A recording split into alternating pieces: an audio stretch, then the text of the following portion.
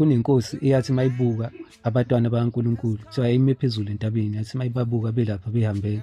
Njengoba-ke nawe umuntu okuzondayo engakubuka nje ungazeleli, unganaki lutho, uthole ukuthi umuntu uyakubuka ngenzondo yakhe, uyacabanga ukuthi ingakubhubhisa kanjani, ingenza kanjani ukuthi aqede impilo yakho. So nayo le ndoda yayime lapha phezulu namabutho ayo, ibabuka nje abatwana bakaNkulunkulu beyihambela, kepha yafikelwa ukusaba. Yathi mayibuka amabutho ayo yawabona engelutho, yase yagijima-ke kulokhu thina esingakubiza ngokuthi ukuya enyangeni. Yagijima yaphuthuma ya enyangeni ethile, noma singathi umthandazo. Yafike yathumela yabeka udaba layo ukuthi kunabantu la ibabonayo, iyacela ukuthi lo mthandazo lo abaqalekise labantu khona izokwazi ukuthi ilwe nabo ibehlule. Ngizoba mfishane, kuthiwa lo lesethenjwayo lesi sasikwazi ukuqalekisa abantu, sabe sesivuka ngakusasa sagibela imbongolo, salibangisa kuleli zwe elikude leli lale nkosi liyade isibizile ukuthi sizoqalekisa abantu bakaNkulunkulu. Kuthiwa bahamba kwakuyindlela ende, kwathi ebusuku sehlwile nje ebumnyameni esahamba le ndoda ithi yoqalekisa abantwana bakaNkulunkulu.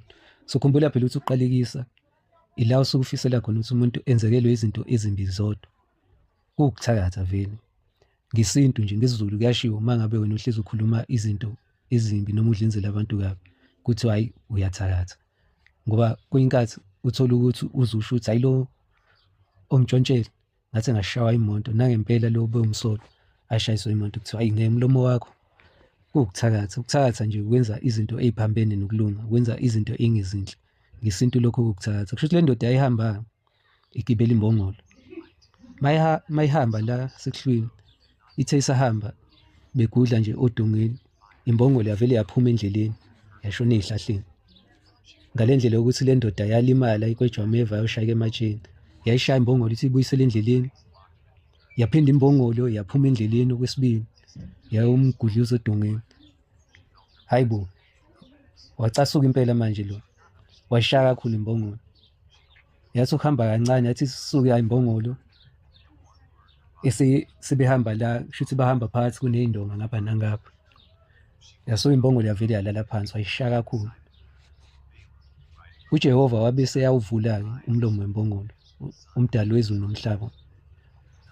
Wawuvula umlomo wembongolo, imbongolo yabe isiyambuza ukuthi ungishayelani, uyaqala yini ungigibela?